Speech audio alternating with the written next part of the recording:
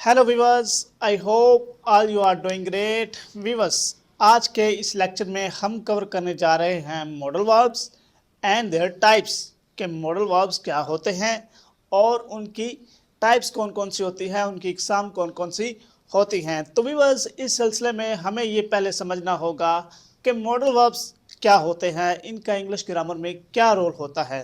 तो इस सिलसिले में हम सबसे पहले इसकी डेफिनेशन को कवर करते हैं।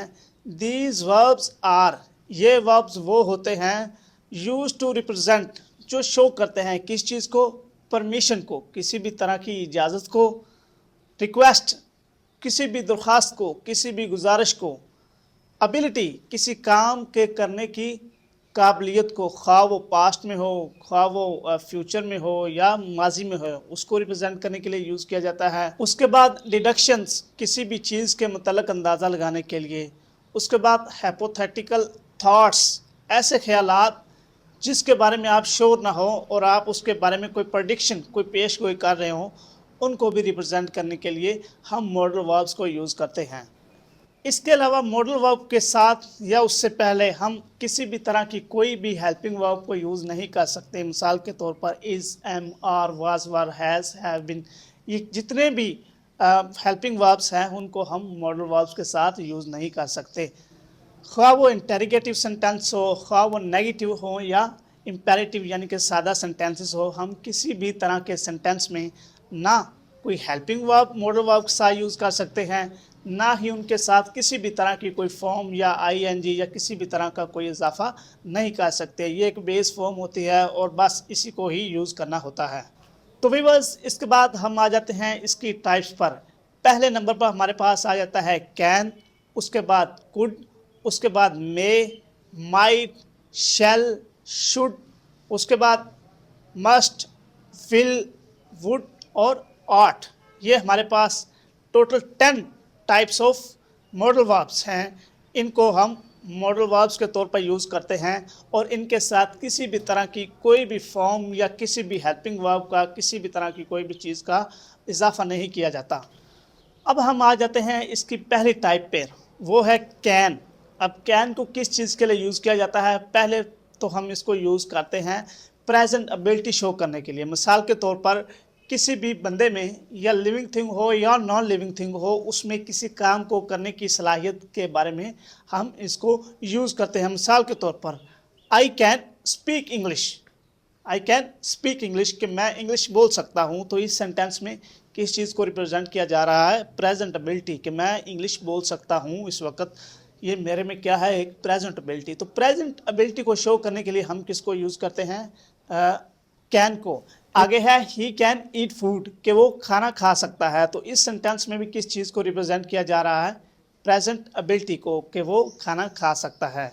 इसके बाद सेकंड नंबर पर हम यूज़ करते हैं इसको किसी भी तरह की परमिशन के लिए।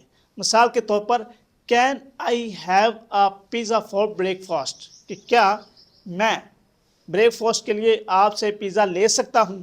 तो ये क्या चीज़ है? परमिशन मांगी जा रही है कि कैन आई हैव, कि क्या मैं ये काम कर सकता हूँ कि मैं आपसे ब्रेकफास्ट के लिए पिज़्ज़ा ले सकता हूँ। तो इस सेंटेंस में कैन को किस चीज़ के लिए यूज़ किया गया? किसी भी परमिशन लेने के लिए इसको यूज़ किया गया। थर्ड नंबर पर हम इसको यूज़ करते हैं रिक्वेस्ट। रिक्वेस्ट, मिसाल के तौर पर can you make me a pizza, क्या आप मुझे एक पिज़्ज़ा बना के दे सकते हैं। तो ये क्या की जा रही है? गुजारिश, रिक्वेस्ट। तो जो वर्ड कैन है मॉडल वर्ब, इसको हम किसके लिए यूज़ करते हैं? रिक्वेस्ट के लिए भी हम यूज़ करते हैं। इसलिए इसके बाद हम इसको यूज़ करते हैं जनरल पॉसिबिलिटी के लिए। जनरल पॉसिबिलिटी से मुराद किसी भी काम के होने को, इम्कान को ज़ाहिर करने के लिए। मिसाल के तौर पर it can be cold and rainy today, it can be cold and rainy today, आज बारिश और सर्दी हो सकती है। तो ये क्या है? एक जनरल पॉसिबिलिटी है कि ऐसा काम हो सकता है। तो उस चीज़ को भी रिप्रेजेंट करने के लिए हमें किसको यूज़ करते हैं? कैन। इसके बाद हम इसको यूज़ करते हैं डिडक्शंस। डिडक्शन से मुराद किसी भी चीज़ के मुतल्लक अंदाज़ा लगाने के लिए। मिसाल के तौर पर Allen can be Tim's sister, जो एलन है वो टिम की बहन हो सकती है। तो इसमें हम क्या कर रहे हैं? अंदाज़ा लगा रहे हैं कि जो एलन है वो टिम की बहन हो सकती है। तो इसको हम अंदाज़ा लगाने के लिए भी यूज़ कर सकते हैं। आगे इसकी हमारे पास सेकंड टाइप है कुड।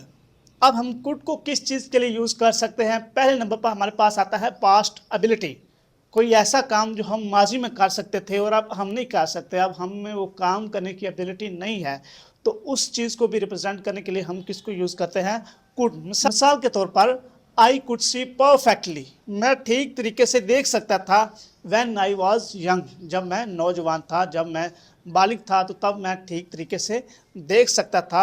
अब मैं बूढ़ा हो चुका हूँ तो वो मेरे पास काबिलियत नहीं रही। तो इस सेंटेंस में कुड का यूज़ करके किस चीज़ को शो किया जा रहा है कि वो पास्ट में ठीक तरीके से मैं देख सकता था, तब मैं नौजवान था, तो अब मैं नहीं देख सकता। नंबर सेकंड पर हम कुड को यूज़ करते हैं रिक्वेस्ट करने के लिए। अब आप कहेंगे कि हमने कैन को भी रिक्वेस्ट के लिए यूज़ किया और कुड को भी अब हम रिक्वेस्ट के लिए यूज़ कर रहे हैं, तो इसमें हमें मुश्किल होगी समझने की। तो इसमें मुश्किल कोई भी नहीं है, समझना आपको ये है कि समटाइम्स हम बात को मुख्तलिफ अंदाज से करते हैं कि क्या मैं आपका पेन ले सकता हूँ। आगे मैं वही बात करता हूँ कि अगर आपकी इजाज़त हो तो क्या मैं आपका पेन ले सकता हूँ। तो इसमें क्या की जा रही है? रिक्वेस्ट। लेकिन बात करने के अंदाज में फ़र्क है। पहले किसी और तरीके से बात की गई, लेकिन सेकंड में ये पोलाइटनेस, शाइस्तगी से बात की गई। तो इस तरह बात कर, जब हम पोलाइटनेस से किसी भी चीज़ की रिक्वेस्ट करते हैं तो हम किसको यूज़ करते हैं?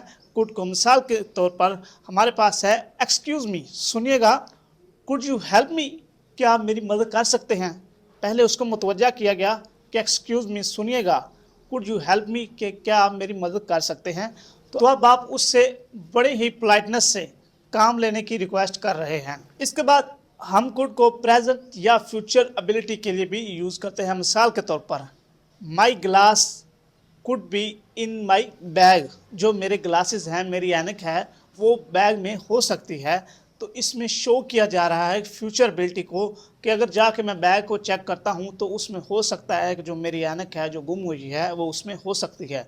तो ये एक एबिलिटी है कि ऐसा हो सकता है। तो इसके लिए भी हम किसको यूज़ करते हैं? हम कुड को यूज़ करते हैं। इसके बाद हमारे पास आ जाता है माइट। ये इसकी थर्ड टाइप है। अब माइट को हम किस तौर पे यूज़ कर सकते हैं? पहले नंबर पर हम इसे यूज़ कर सकते हैं फॉर्मल रिक्वेस्ट्स। फॉर्मल रिक्वेस्ट्स ऐसी रिक्वेस्ट्स जो इंतहाई ही मौदबाना, इंतहाई ही अदब से की जाएं, ऑफिस में की जाएं, अपने से बड़े से की जाएं, या किसी ऑफिसर से की जाएं, या किसी और रिस्पेक्टेबल अथॉरिटी से की जाएं, उसे हम क्या कहते हैं? Formal requests. जो बड़े ही अदब से की जाएं, उनके लिए हम किसको यूज़ करते हैं? माइट को। मिसाल for example, might I borrow your umbrella for a moment, कि क्या मैं आपकी जो अम्ब्रेला है, छतरी है, वो कुछ लम्हे के लिए ले सकता हूँ। तो इसमें बहुत ही शाइस्तगी के साथ किसी से रिक्वेस्ट की जा रही है कि क्या मैं आपसे ये जो अम्ब्रेला है, छतरी है, एक मोमेंट, एक लम्हे के लिए ले सकता हूँ। तो इसमें बहुत ज़्यादा ही पोलाइटनेस, शाइस्तगी, मुदबाना तरीका यूज़ किया गया है। तो इसमें हम क्या कहेंगे कि जो माइट है वो फॉर्मल रिक्वेस्ट, ऐसी रिक्वेस्ट जिसमें बहुत ही ज़्यादा मुदबाना तरीका इख्तियार किया जाए, उसके लिए भी यूज़ किया जाता है। नंबर सेकंड पे हम इसको यूज़ करते हैं डिडक्शंस के लिए। अब कोई ऐसा काम जो मुमकिन हो सकता हो या हो गया हो और उसके बारे में हम श्योर ना हो, तो ये हमारा क्या होगा? अंदाज़ा। मिसाल माइट को यूज़ करने का इस सेंटेंस में कुछ डिफरेंट तरीका होता है। इसमें हम क्या करते हैं कि पहले सब्जेक्ट, उसके बाद मॉडल वर्ब को यूज़ करते हैं, प्लस हैव को यूज़ करते हैं। Subject, modal verb plus have plus past participle, यानी कि तीसरी फॉर्म ऑफ वर्ब को हम यूज़ करते हैं। तो तब जाके ये सेंटेंस माइट लगा के हम माइट और थर्ड फॉर्म लगा के हम इसको कंप्लीट करते हैं। मिसाल के तौर पर where is fish we are having for dinner, कि वो मछली कहाँ है जो हमने डिनर के लिए इस्तेमाल करनी थी। नॉट श्योर, मुझे यकीन नहीं है। आगे वो खुद ही कह रहा है कि नॉट श्योर, मुझे यकीन नहीं है। The cat might have eaten that fish, जो बिल्ली है उसे खा चुकी होगी शायद। तो इसमें भी शो किया जा रहा है कि अंदाज़ा लगाया जा रहा है, यानी कि माइट को हम डिडक्शन, किसी भी तौर पर अंदाज़ा लगाने के लिए भी यूज़ कर सकते हैं। इसके बाद हम माइट को यूज़ करते हैं प्रेजेंट या फ्यूचर एबिलिटी को शो करने के लिए। प्रेजेंट में या फ्यूचर में किसी भी काम के होने के चांसेस के मतलब हम इसको भी यूज़ करते हैं। मिसाल के तौर पर हमारे पास पहला सेंटेंस है I might go to Spain. शायद मैं जाऊं स्पेन दिस समर, इस गर्मियों में शायद मैं स्पेन जाऊं। तो इसमें क्या लगाया जा रहा है, अंदाज़ा कि हो सकता है कि मैं इस गर्मियों में स्पेन जाऊं। तो इसमें भी हम क्या लगा रहे हैं, अंदाज़ा। तो जो माइट है इसको हम किसके लिए यूज़ कर सकते हैं, किसी भी तरह के अंदाज़ा लगाने के लिए भी इसको हम यूज़ कर सकते हैं। तो व्यूअर्स, फोर्थ नंबर पर हमारे पास आ जाता है मे। अब मे को हम किन किन चीज़ों के लिए यूज़ करते हैं, तो पहले नंबर पर हम यूज़ करते हैं इसको किसी भी पॉसिबिलिटी को शो करने के लिए। अब आप कहेंगे कि पॉसिबिलिटी को शो करने के लिए हमने कैन और कुड का भी यूज़ किया।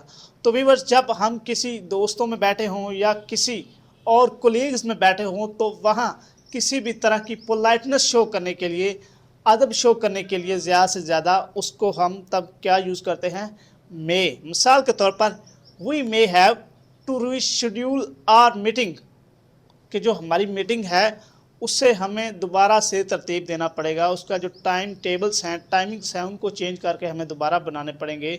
तो यहाँ बड़े ही अदब से और पोलाइटली वे से बात करने की कोशिश की जा रही है और पॉसिबिलिटी को शो किया जा रहा है कि शायद हमें ऐसा करना पड़े कि हमें जो मीटिंग है उसका जो दोबारा से चार्ट बनाना पड़े, दोबारा से टाइमिंग्स बनाना पड़े। आगे हम इसको यूज़ करते हैं परमिशन के लिए। अब परमिशन के लिए भी इसको यूज़ कर सकते हैं, वही पोलाइटली वे से, एक आजाना तरीके से हम परमिशन लेने के लिए मे का यूज़ कर सकते हैं। मिसाल के तौर पर मे आई यूज़ दिस बोर्ड, कि जो ये बोर्ड है क्या मैं इसको यूज़ कर सकता हूँ फॉर राइटिंग, लिखने के लिए, कि जो आपके पास जो बोर्ड है क्या मैं इसको यूज़ कर सकता हूँ लिखने के लिए। तो यहाँ भी बहुत ही पोलाइटली और शाइस्तगी से किसी भी चीज़ के मतलब उसको यूज़ करने के मतलब पोलाइटली वे से रिक्वेस्ट की जा रही है। तो व्यूअर्स, मे को इस काम के लिए भी यूज़ किया जाता है। इसके बाद हम इसको यूज़ कर सकते हैं डिडक्शंस के लिए, अंदाज़ा लगाने के लिए, कि जब हम सोचें कि कोई चीज़ इस तरीके है लेकिन हम उसके बारे में मुकम्मल तौर पर यकीनी ना हो, श्योर ना हो, तब भी हम किसको यूज़ कर सकते हैं, मे को। मिसाल के तौर पर ओ डियर, ओ प्यारे, द बॉस, जो हमारा मालिक है, लुक्स एनॉयड, वो मुस्तरिब, गुस्से में नज़र आ रहा है। He may not be happy, वो खुश नहीं है, किससे, that we cancel the meeting, कि हमने जो मीटिंग है उसको कैंसिल कर दिया है, वो इससे खुश नहीं है। तो यहाँ क्या चीज़ शो की जा रही है कि ये ऐसे हो सकता है कि वो परेशान है या वो गुस्से में नज़र आ सकता है। उसकी वजह ये हो सकती है कि हमने मीटिंग को कैंसिल कर दिया, लेकिन उसके बारे में हम श्योर नहीं है कि शायद उसको कोई और मसला हो जिसकी वजह से वो परेशान या गुस्से में नज़र आ रहा है। तो यहाँ हम माइट को डिडक्शन शो करने के लिए भी यूज़ कर सकते हैं। इसके बाद नंबर 5 पर हमारे पास आ जाता है मॉडल वर्ब मस्ट। अब मस्ट को हम किसके लिए यूज़ करते हैं, मस्ट को हम यूज़ करते हैं जब भी कोई भी काम हमने लाजमी और ज़रूरी सर अंजाम देना हो। मिसाल के तौर पर I must call my brother, मुझे अपने भाई को लाजमी बुलाना चाहिए। क्यों, because it is his birthday, कि उसकी बर्थडे है, सालगिरह है। तो यहाँ ये चीज़ शो की जा रही है कि उसको मुझे लाजमी बुलाना चाहिए क्योंकि उसकी बर्थडे है। तो कोई ऐसा काम जो लाजमी हो उसको रिप्रेजेंट करने के लिए हम किसको यूज़ करते हैं, मस्ट।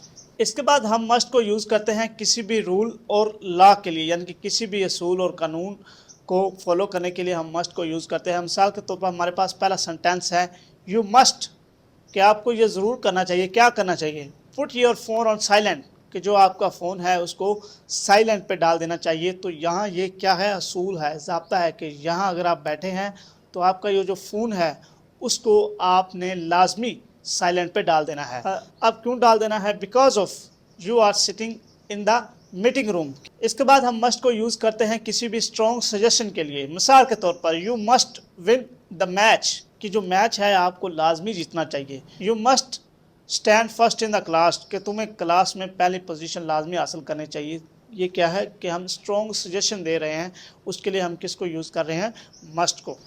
अब हम चलते हैं नंबर 6 मॉडल वर्ब शुड। अब शुड का क्या काम है, शुड का काम ये है कि ये जो मस्ट से कम स्ट्रॉन्गर चीज़ें हों, लेस स्ट्रॉन्गर हों, उनको रिप्रेजेंट करने के लिए यूज़ किया जाता है। मिसाल के तौर पर जब भी हम मस्ट यूज़ करते थे तो वो चीज़ें लाजमी हो जाती थी। जब भी हम किसी को सजेशन देते थे कि आपने ये काम लाजमी करना है तो उसके लिए हम मस्ट यूज़ करते थे, लेकिन यहाँ शुड हम तब यूज़ करते हैं जब उससे चीज़ें लेस स्ट्रॉन्गर हों। हम किसी को मशवरा दे रहे हों, उस पे चीज़ को फ़र्ज़ ना कर रहे हों, तो तब हम किस चीज़ को यूज़ करते हैं, शुड को। मिसाल के तौर पर हमारे पास पहले नंबर पर है यू शुड, तुम्हें क्या करना, यू शुड तुम्हें करना चाहिए क्या, always wear seat belt on the plane, कि जब भी आप जहाज़ में बैठे हों तो आपको जो है ना सीट बेल्ट वो पहनना चाहिए। तो यहाँ चीज़ को लाजमी नहीं कहा गया कि तुम लाजमी पहनो, यहाँ ये सिर्फ बात की जा रही है कि तुम्हें पहनना चाहिए, ये काम करना चाहिए कि अच्छा है कि तुम्हें सीट बेल्ट पहनना चाहिए। इसके बाद हम शुड को यूज़ करते हैं किसी भी एडवाइस या सजेशन के लिए। मिसाल के तौर पर यू लुक एग्जॉस्टेड, तुम परेशान नज़र आते हो, यू शुड टेक रेस्ट, तुम्हें आराम कर लेना चाहिए। तो यहाँ क्या किया जा रहा है कि सजेशन एडवाइस दी जा रही है कि तुम परेशान नज़र आ रहे हो तो तुम्हारा काम ये है कि अब तुम रेस्ट कर लो, इससे आप कुछ ठीक हो जाओगे, बेहतर हो जाओगे। तो यहाँ एडवाइस और सजेशन दी जा रही है। आगे हम शुड को यूज़ करते हैं एक्सपेक्टेशन के लिए। मिसाल के तौर पर the flight should be on time, जो फ्लाइट है वो टाइम पर होनी चाहिए, उसको टाइम पर आना या जाना चाहिए। तो ये क्या है, हमारे लिए एक्सपेक्टेशन है, तवक्को है। उसके बाद है he should come on the time, उसे वक्त पर आना चाहिए। तो इस सेंटेंस में भी हम किसको रिप्रेजेंट कर रहे हैं कि हम एक्सपेक्टेशन को रिप्रेजेंट कर रहे हैं कि ये फ़लाँ काम ऐसे होना चाहिए। तो शुड को हम एक्सपेक्टेशंस के लिए भी यूज़ कर सकते हैं। इसके बाद नंबर 7 पे हमारे पास आ जाता है शेल। अब शेल को हम किन के साथ यूज़ करते हैं, बेसिकली ये आई प्लस वी इन दोनों वर्ड्स के साथ यूज़ किया जाता है और ये किसी भी तरह की ऑफ़र को बनाने के लिए यूज़ किया जाता है। मिसाल के तौर पर शेल आई हेल्प यू, कि क्या मैं आपकी मदद करूं। तो यहाँ शेल के साथ हम क्या कर रहे हैं, किसी को ऑफ़र कर रहे हैं और आई साथ लगा हुआ है।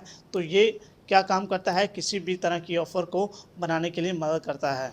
इसके बाद नंबर 8 पे हमारे पास आ जाता है विल। अब विल को हम किसके लिए यूज़ करते हैं, पहले नंबर पर हम इसको यूज़ करते हैं प्रोमिस, किसी भी वादे के लिए। मिसाल के तौर पर I will take you to Lahore, कि मैं आपको लाहौर ले जाऊंगा। यहाँ मॉडल वर्ब विल किसके तौर पर फंक्शन कर रहा है, एज अ प्रोमिस। ये प्रोमिस के शो कर रहा है कि मैं आपको लाहौर ले जाऊंगा। तो इससे हम क्या रिप्रेजेंट कर सकते हैं, किसी भी तरह के प्रोमिस को। इसके बाद विल को हम किसी भी स्टेटमेंट, बयान या प्रेडिक्शन, किसी भी तरह की पेशगोई के लिए भी यूज़ कर सकते हैं। मिसाल के तौर पर the hike will be stunning, जो चढ़ाई है वो हमारे लिए हमें हैरान कर देने वाली होगी, हैरानदा होगी। तो यहाँ हम क्या कर रहे हैं, स्टेटमेंट बना रहे हैं और प्रेडिक्शन कर रहे हैं कि ये जो फ़लाँ चीज़ होगी वो हमारे लिए इस तरीके से होगी। तो इसको हम किसके लिए यूज़ कर सकते हैं, किसी भी तरह की प्रेडिक्शन या स्टेटमेंट के लिए भी विल को यूज़ कर सकते हैं। विल को रिक्वेस्ट के तौर पर भी यूज़ किया जाता है। मिसाल के तौर पर will you go with us, कि क्या आप हमारे साथ जाएंगे। तो यहाँ क्या किया जा रहा है, विल के साथ रिक्वेस्ट की जा रही है। तो विल को रिक्वेस्ट के लिए भी यूज़ किया जा सकता है। विल के बाद नंबर 9 पे हमारे पास आ जाता है वुड।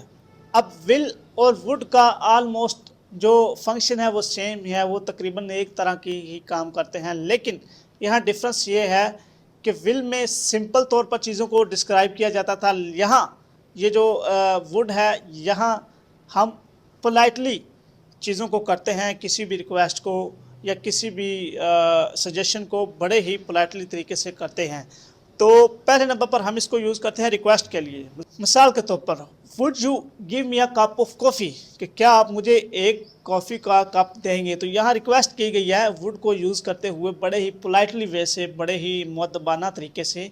तो वुड को हमने किस चीज़ के लिए यूज़ किया, रिक्वेस्ट के लिए। इसके बाद हम इसको यूज़ कर सकते हैं किसी भी तरह की एडवाइस, सजेशन या स्टेटमेंट के तौर पर भी। मिसाल के तौर पर इफ़ आई वर यू, कि अगर मैं तुम्हारी जगह पे होता तो क्या होता, I would win the match, कि जो मैच था वो मैं जीत जाता। तो यहाँ एक स्टेटमेंट बनाई जाती है कि मैं अगर तुम्हारी जगह होता तो मैच जीत जाता। तो वुड को हमने किस चीज़ के लिए यूज़ कर सकते हैं, किसी भी स्टेटमेंट के लिए, किसी भी सजेशन या प्रेडिक्शन के लिए भी हम इसको यूज़ कर सकते हैं। अब हमारे पास नंबर 10 और लास्ट पे आ जाता है आर टू। अब आर टू किसके लिए यूज़ किया जाता है, पहले नंबर पर हम इसको यूज़ करते हैं किसी भी एडवाइस, नसीहत, रिकमेंडेशन के लिए, या किसी को कोई नसीहत देने के लिए उसको हम यूज़ करते हैं। मिसाल के तौर पर यू आर टू, तुम्हें करना चाहिए क्या, to see the new doctor, आपको एक नया डॉक्टर बुलाना चाहिए। तो यहाँ जो word are two modal verb use हो रहा है किसके लिए, किसी भी तरह की नसीहत देने के लिए इसको हम यूज़ कर सकते हैं। सेकंड पर हम इसको यूज़ कर सकते हैं मॉरल ऑब्लिगेशन। मॉरल ऑब्लिगेशन क्या होता है, मिसाल के तौर पर कोई भी ऐसा काम जो फ्रीज़े की अहमियत रखता हो, जो काफ़ी ज़्यादा अहमियत का हामिल हो, उसको रिप्रेजेंट करने के लिए भी हम इसको यूज़ करते हैं। मिसाल के तौर पर वी आर टू सी दोस्त, हमें उनको देखना चाहिए किनको, वो आर इन द नीड, जो किसी ज़रूरत में हैं। तो इसको हम आर टू को किसी भी मॉरल ऑब्लिगेशन के लिए भी हम यूज़ कर सकते हैं। नंबर लास्ट पे हम इसको यूज़ कर सकते हैं एक्सपेक्टेशंस को रिप्रेजेंट करने के लिए। मिसाल के तौर पर the package ought to arrive, उसको आना है कब, बाय टुमारो, कल तक वो आ जाएगा या उसको कल तक आना है। तो जो आर टू है इसको हम किसी भी एडवाइस रिकमेंडेशन के लिए, उसके बाद मॉरल ऑब्लिगेशन या किसी भी तरह की एक्सपेक्टेशंस को रिप्रेजेंट करने के लिए हम यूज़ करते हैं। तो व्यूअर्स, ये थी हमारी मॉडल वर्ब्स और उनके 10 टाइप्स। अगर किसी भी स्टूडेंट को किसी भी तरह की कोई चीज़ समझ ना आई हो तो वो कमेंट सेक्शन में कमेंट करके उसके मतलब गाइडलाइंस ले सकता है। शुक्रिया।